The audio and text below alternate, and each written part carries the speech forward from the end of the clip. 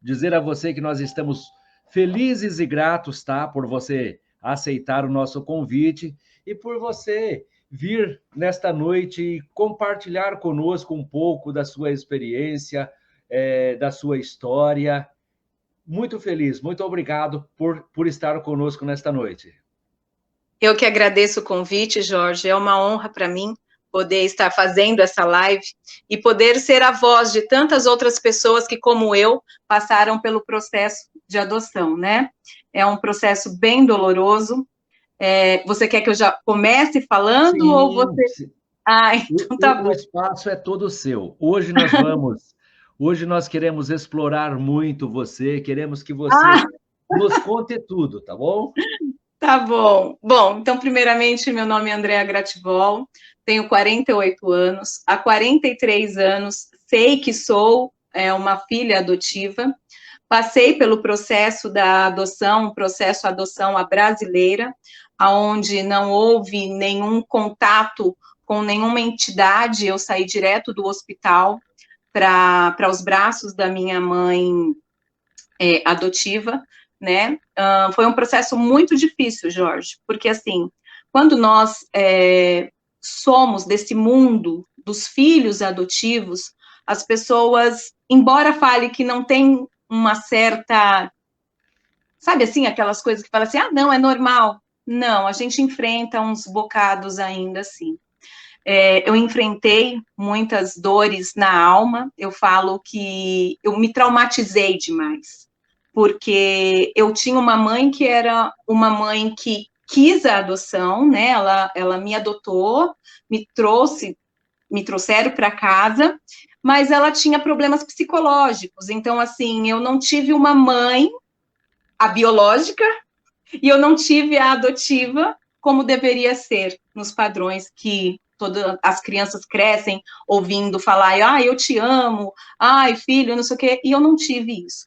Então, foi um processo bem difícil, foi uma infância bem difícil, que aos 5 anos de idade, aonde ela já falou para mim que eu não era filha dela e que eu tinha sido adotada porque a minha mãe não queria.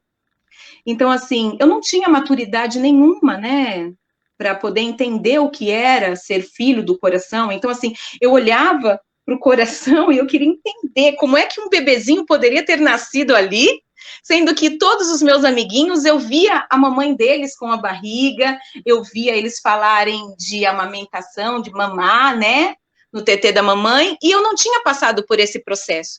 Então, foi um processo extremamente traumático para uma criança que há 43 anos atrás nem se falava tanto, era um tabu, era uma coisa horrorosa, porque todo mundo fazia muito debaixo do pano. E aí, de repente, a minha própria mãe fala para mim, olha, você não é minha filha, sua mãe não te quis, te achou um monstro.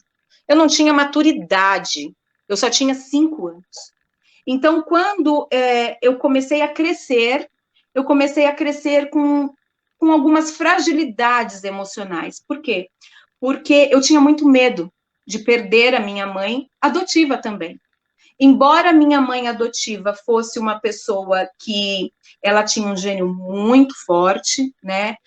Eu louvo a Deus por eu ter vindo para casa dela, porque afinal de contas eu estou aqui, né? Então, assim, eu fui um milagre, eu não fui um aborto. Então, houve um monte de situações na minha vida que realmente foram situações que foram positivas, e eu não quero aqui só pontuar as causas negativas, eu quero aqui trazer uma voz para as pessoas que passaram por essa situação, que nós podemos vencer, que nós não somos aquilo que as pessoas acham a nosso respeito, nós somos aquilo que nós decidimos ser na nossa vida.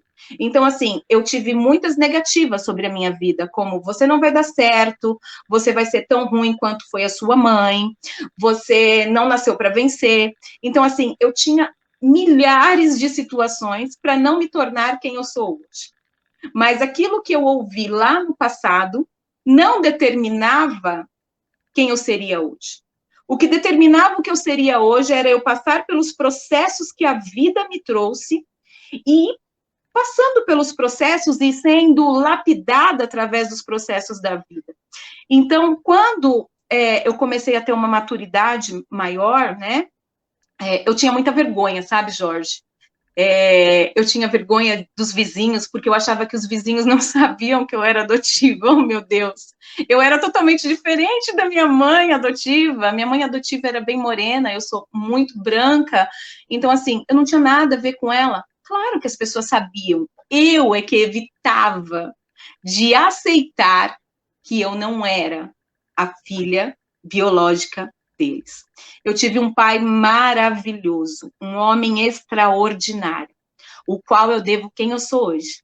E se eu cheguei até hoje, até aqui, foi porque ele não deixou que eu desistisse das minhas raízes. Olha que interessante. Ele nunca achou que eu iria deixar de amá-lo se eu encontrasse os meus pais biológicos. E isso, ele é uma pessoa que não teve instrução, ele vai fazer 92 anos, né?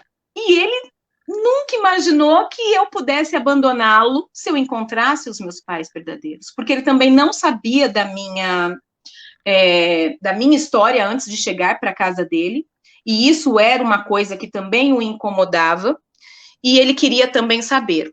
E aí, o que aconteceu, Jorge? Eu cresci muito revoltada, né? Porque a minha mãe era uma mãe que me dava as melhores roupas. Eu era a princesinha da rua. Só que dentro de casa eu sofria torturas psicológicas. E hoje eu venho falar em público que eu passava por torturas psicológicas, e isso, para mim, eu posso dizer que hoje eu estou curada, porque se eu não estivesse curada, eu não conseguiria falar sem derramar uma lágrima.